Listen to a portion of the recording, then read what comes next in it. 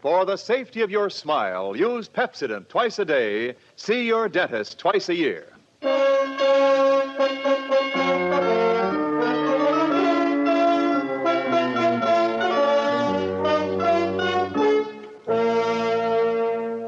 Lever Brothers Company presents the Pepsodent program, The Adventures of Philip Marlowe, starring Van Heflin.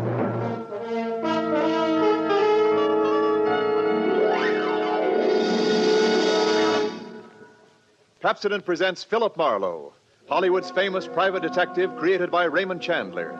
Philip Marlowe, tough, cynical private eye of Murder My Sweet, the sardonic, case-hardened detective of The Brasher Doubloon, The Lady in the Lake, and The Big Sleep. You've seen him in action in all of those top-flight mystery pictures. Now, in order that you may continue to enjoy this exciting mystery series, Pepsodent brings you The Adventures of Philip Marlowe on the air with a cast of noted radio players, and starring MGM's brilliant and dynamic young actor, Van Heflin.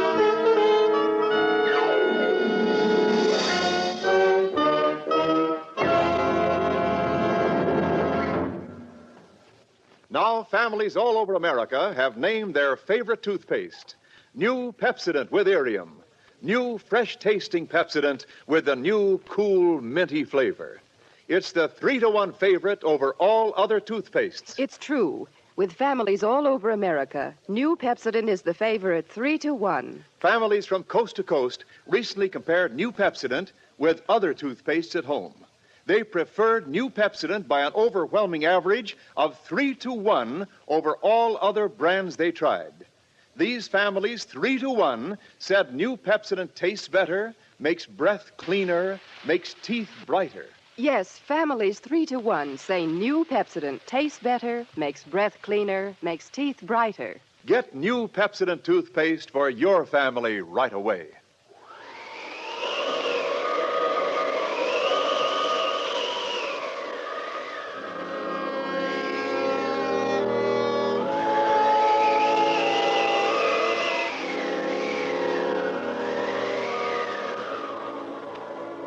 There was a rough desert wind blowing into Los Angeles that evening.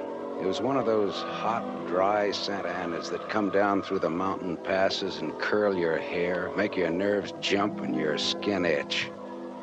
On nights like that, every booze party ends up in a fight, and meek little housewives feel the edge of a carving knife and study their husbands' necks. Anything can happen when the Santa Ana blows in from the desert.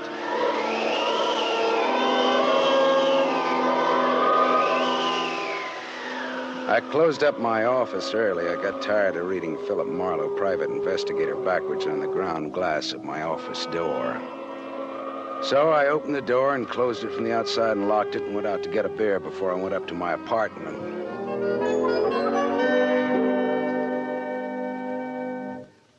Fill her up again, Mr. Marlin? Marlowe. Marlowe. Marlin is a fish.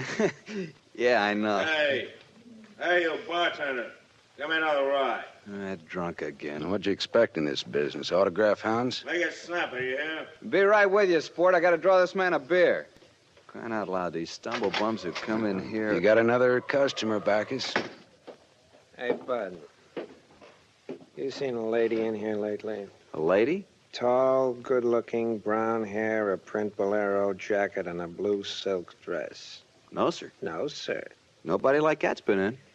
All right, straight scotch, fast. I left my engine running out there. Yes, sir. Yes, sir. This slick-looking, sarcastic guy stepped up to the bar and drank his scotch whole. And he stopped. The drunk was grinning at him. And then, without changing his grin, the drunk swept a gun from somewhere so fast it was just a blur coming out. Made a couple of hard snaps, and a little smoke curled. Very little. All right, you other guys. Don't move. So long, Waldo. All right, don't move, you two. Poor Waldo. But I made his nose bleed. So long, boys. Drink up. All right, get on that phone, kid. I'll get his license number. Holy smoke. Holy smoke. Not too late. Drove away with this dead guy's car. Maybe he ain't dead. He's dead, all right. Where's your phone? This is for the police.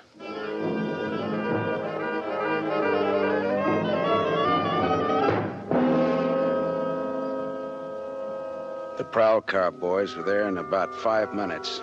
Waldo was out of business, all right, and nothing in his pockets told who he was, but he had about $700 on him.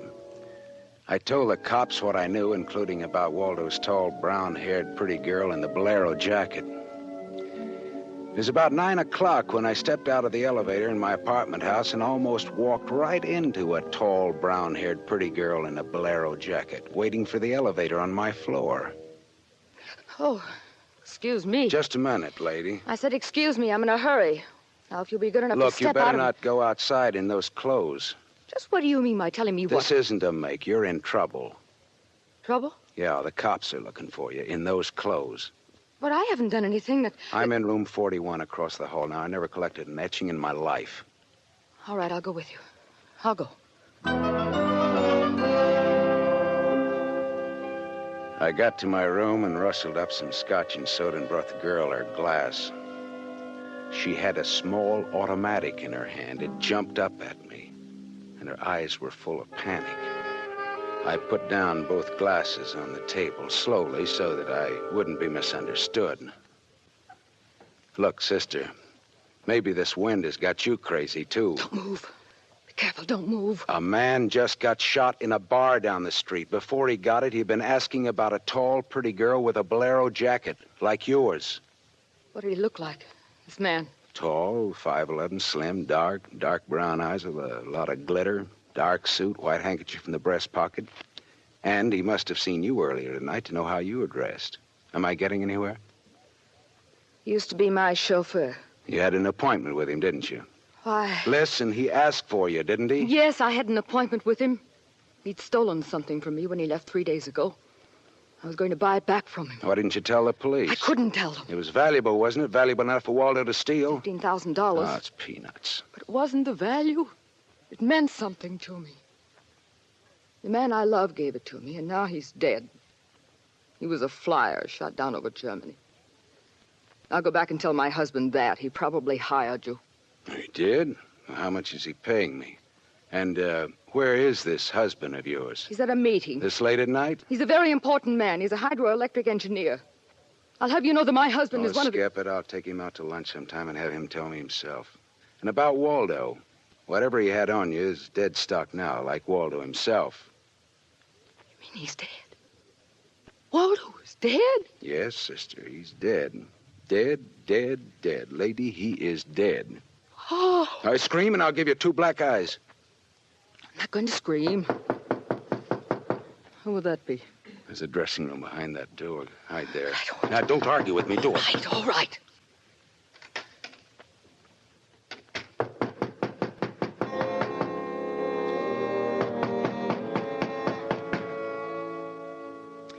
And I went to the door, making a loud, yawning sound. The backs of my hands were wet. I opened the door. Without a gun, that was a mistake. I certainly knew the gun I was looking into, a .22 target automatic that had already killed 1 man that night. And I knew the bald head and the flat, shiny eyes and the face like a poisonous lizard. Baldy put the muzzle of his gun lightly against my throat. I backed into the room, and Baldy kicked the door shut. You alone? Look for yourself. I'm asking, not looking. I'm alone. You and that dumb bartender saw me dust off Waldo. What did Waldo do to you? Who's asking? Just making conversation. He stooled on me on a bank job we did together. Got me 4 years in Michigan pen. How is he? Dead? I'm still good, drunk or sober. Tell me why I came here, pal.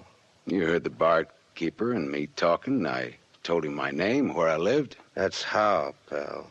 I said why. Skip it. The hangman won't ask you to guess why he's there. Oh, you're pretty tough at that, ain't you? But you're slamming off, pal. All right, but you could get that gun out of my neck and try somewhere else. Oh, yeah, sure. Is this better? This suit you all right? Just so it isn't my neck. Say when, pal. It's your party. I leaned against the gun. The door of the dressing room showed a crack of darkness. The crack widened. I began to shake a little. The girl came quietly into the room, but there was white all around her iris. She was scared. She had her gun in her hand, but I was sorry for her. Dead sorry. She'd try to make the door scream. Either way, it'd be curtains for both of us. You scared, mister? You worried about any little thing? I couldn't talk. The girl floated in the air somewhere behind Baldy, and her horrified face was drifting toward us. My mouth was as cold and dry as yesterday's toast. Well, kid, how's it feel? You ready yet? Go on, say the word. Well, don't take all night about it if you're gonna do something about it. Why not, pal? I like this. Well, suppose I yell. Go ahead, yell. Go ahead. Put up your hand! Hey, look!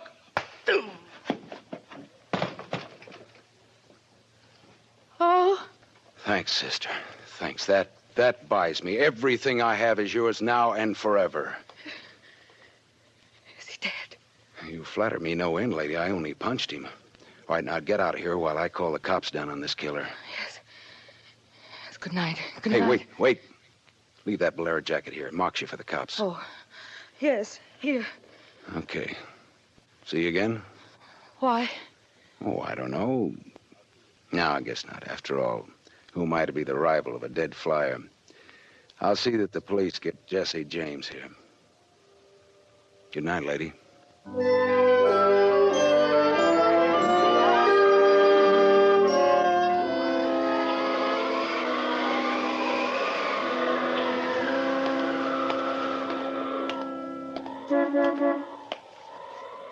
Yeah? You mean me? Yes, please. Oh, you. Again, huh? Get in. I must talk to you.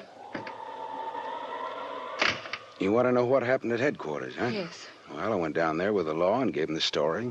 I left you out of it. Oh, thank you. You saved my life, so no one knows a thing about you. Well, incidentally, neither do I. Well, my name is Mrs. Frank Bosley. 212 Fremont Place, Olympia 24596. Is that what you want? I guess so. Well, there it is. Now, why did you really come back? I wanted my pearls. Pearls? Yes. Pearls, too, huh? All right. Tell me about the pearls. We've had a murder and a beautiful mystery woman and a sadistic killer and a heroic rescue. Now we will have pearls. I was to buy them back from the man called Waldo. Well, I saw everything that came out of his pockets, and there weren't any pearls. Could they be hidden in his apartment? It's possible.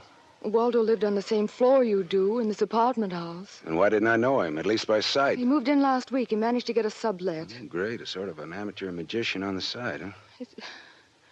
It's getting rather late. Yeah. What about your husband this hot, mysterious night? He's still at his meeting. Well, you could have brought him along. You could have sat in the back seat working out a problem in hydroelectrics while... While what? Well, I didn't have any answers. They wouldn't sound cheap or just ridiculous or from the sophomore class in repartee. Had an unlit cigarette in my hand. I threw it out of the window. I took a hold of her and kissed her. She sat very still. I was shaking when I let go of her. Her voice trembled a little when she spoke. I meant you to do that. I wasn't always that way. Only since Johnny Dalmas was killed in the war. He gave me those pearls. 41 of them perfectly matched with a diamond propeller clasp. I'd have loved them if they'd been wooden beads because he gave them to me. I love Johnny. The way you love just one time. You understand that? What's your name? Lola. Lola, how did you explain a $15,000 pearl necklace to your husband? I told him they were imitation, and I bought them myself. How did Waldo latch onto them and what they stood for? When my husband was in Argentina, Waldo and I'd go for long drives. I was restless and wretched because of Johnny.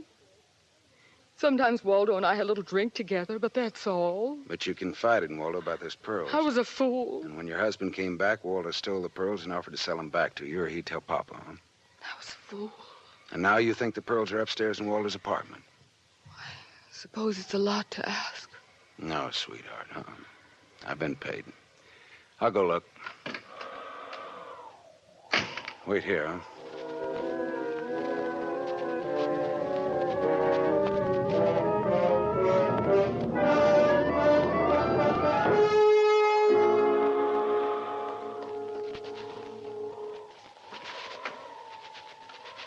Was the gun long, Lola?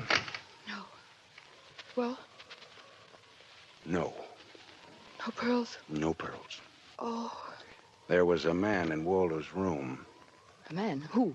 You know a man named Leon Balsanos? Not by name. I don't know. Mexican, South American, about 45, small, iron gray hair, very neat, fawn-colored suit, wine-colored tie. No, I don't think I know such a man. Is he the one in Waldo's room? Yeah. What does he have to say? Very little. In fact, nothing. He's dead.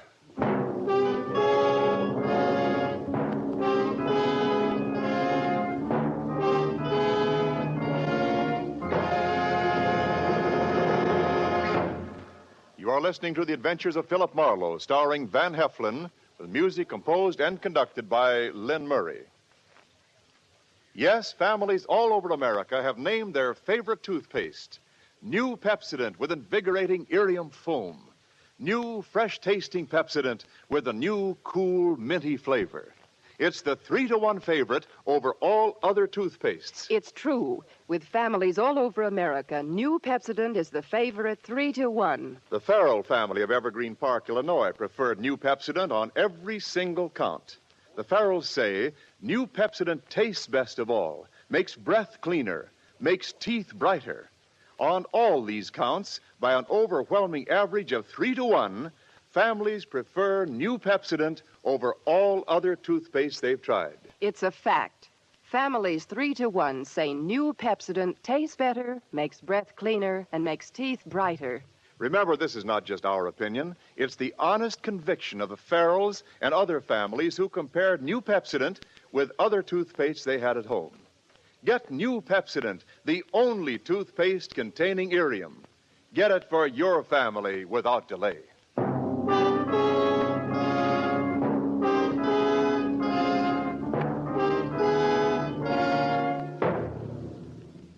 We continue with The Adventures of Philip Marlowe, created by Raymond Chandler and starring Van Heflin, who appears by arrangement with Metro-Goldwyn-Mayer, producers of the Technicolor musical Fiesta, starring Esther Williams.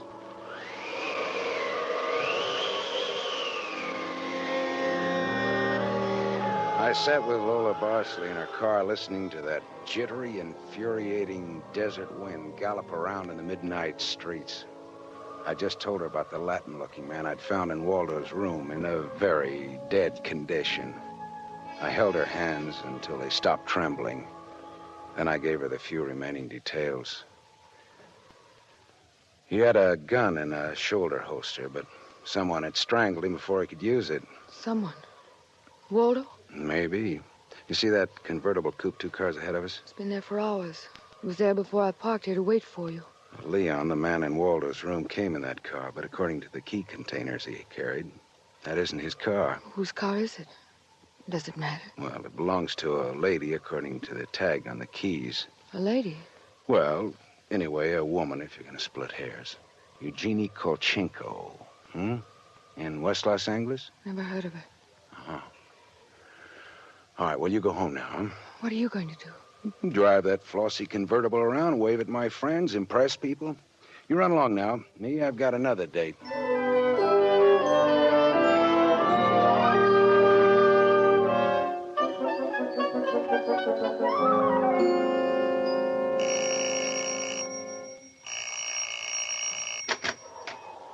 Yes?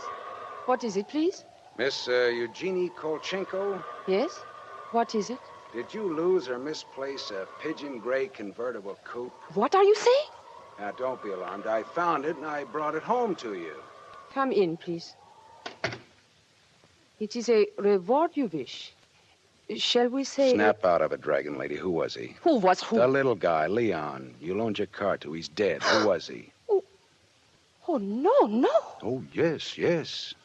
Eugenie. Darling, come here, please. What's the matter, honey? Who is this man? I came about Miss Kolchenko's car. What about her car? The gentleman who borrowed it couldn't return it on account of he isn't alive. He's dead. Darling, he's dead. Well, that's putting it more bluntly, of course. Dead, huh? Completely. Who are you? Philip Marlowe, private investigator. My card. Mm-hmm. You told the police yet? Never do at once what can be deferred pending negotiations. Aesop. I might negotiate. Oh, peachy. What do you know, Marlowe? A man named Waldo was shot in a bar tonight. I happened to have the inside as to who he was, and when I visited his apartment tonight, I found this Leo Balsanos dead.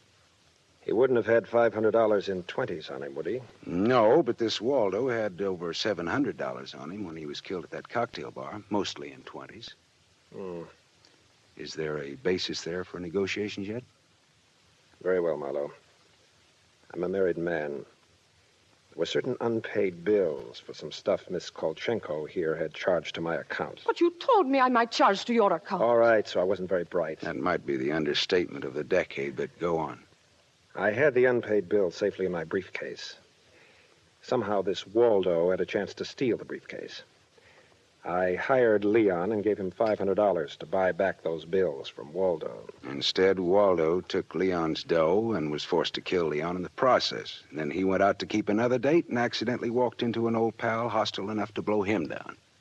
And someone still has those bills. And I'm in for a divorce suit. The man who shot Waldo got away in Waldo's car with your briefcase in it. Yeah, that could be. The cops caught him. Oh. And the police have the briefcase. Maybe. But the police are interested in solving crime, not in tossing mud for the benefit of sensation eaters. Look, I've got a friend or two at headquarters. Let me see what I can do. It's worth $500 to me. Well, then that's what it'll cost you. Well, good luck. And, thank you, Mr. Marlowe. Philip Marlowe, remember? My name is Frank Barcelay. Barcelay? Oh. What does that mean? The big hydroelectric engineer? Yeah. How did you know? My voices tell me. Who? Darling, this man is manifestly insane. It's the heat, Miss Kolchenko. It's the Santa Ana. It's the desert wind. May I use your telephone?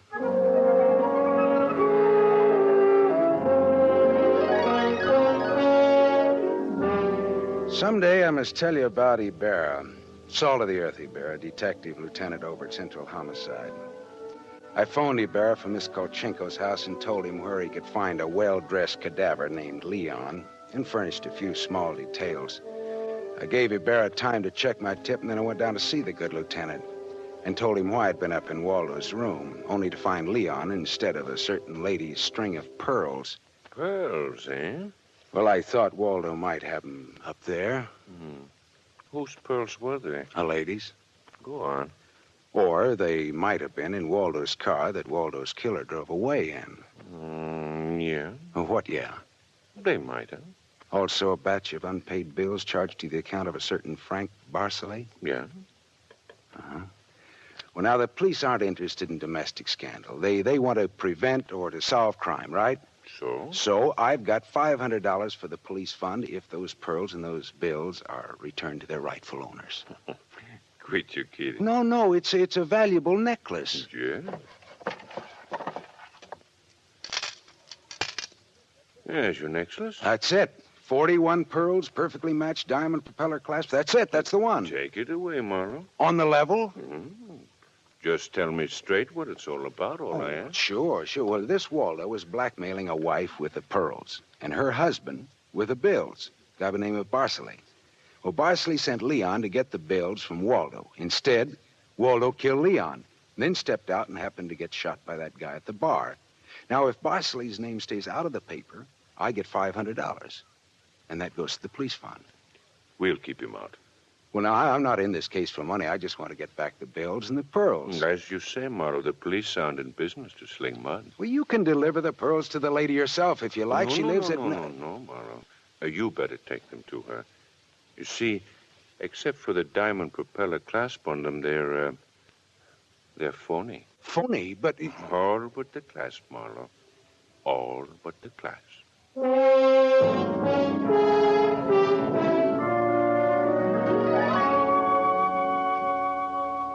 Well, I stared at Ibarra.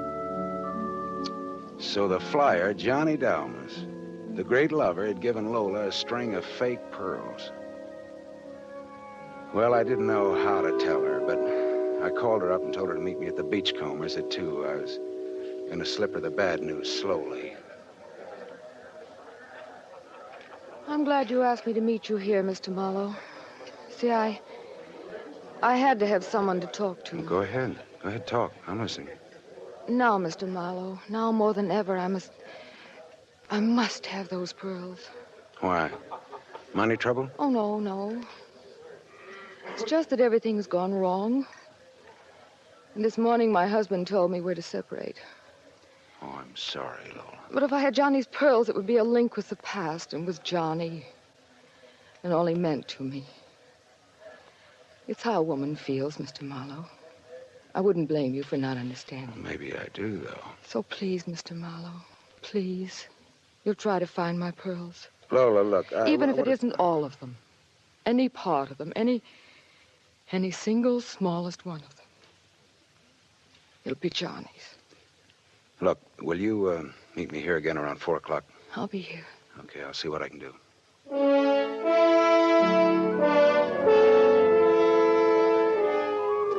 There was only one earthly decent thing I could do.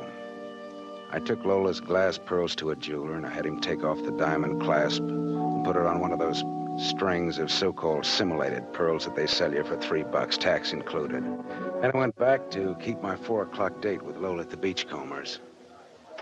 Well, Mr. Marlowe, anything new?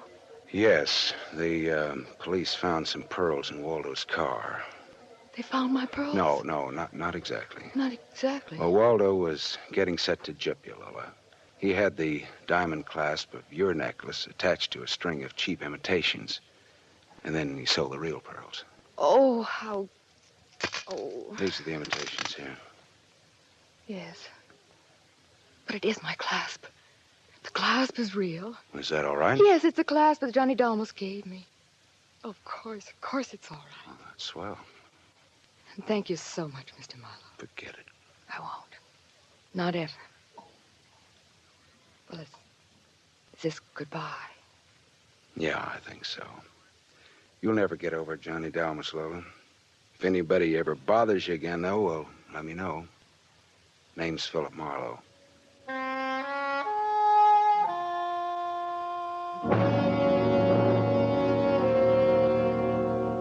I drove almost to Malibu, and then I parked and walked out on a rock cliff jutting into the Pacific Ocean. Then I reached in my pocket and dug out the string of Bohemian glass pearls that Lieutenant Ibarra had found in Waldo's car.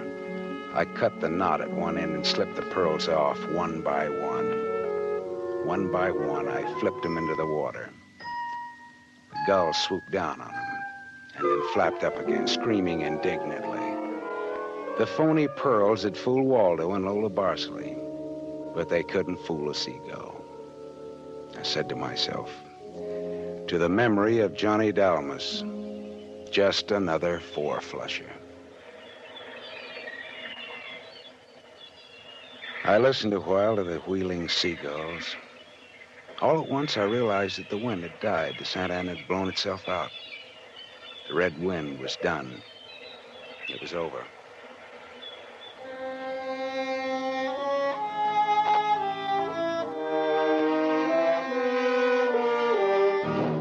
You have just heard Van Heflin starring in the first of a new mystery series, Raymond Chandler's The Adventures of Philip Marlowe, brought to you by the Lever Brothers Company, makers of Pepsodent. Have you tasted the new Pepsodent toothpaste? Its lingering, minty flavor is so fresh and inviting, families prefer it by an overwhelming average of 3 to 1 over all other toothpastes in a recent nationwide test. They said new Pepsodent tastes better, makes breath cleaner, and makes teeth brighter. Remember, new Pepsodent gives you more invigorating irium foam. It sweeps dulling film away. No wonder it's the 3-to-1 favorite with families all over America. Get new Pepsodent with irium for your family right away. Tonight's story on the Adventure of Philip Marlowe was based on Red Wind, written by Raymond Chandler, creator of Philip Marlowe, the screen's most famous private detective. It was adapted for radio by Milton Geiger. Heard with Van Heflin was Lorene Tuttle as Lola Barceley. And this is Wendell Niles inviting you to listen again next week at this same time to another exciting story on the Adventures of Philip Marlowe, starring Van Heflin with a distinguished cast. This is NBC, the national broadcasting company.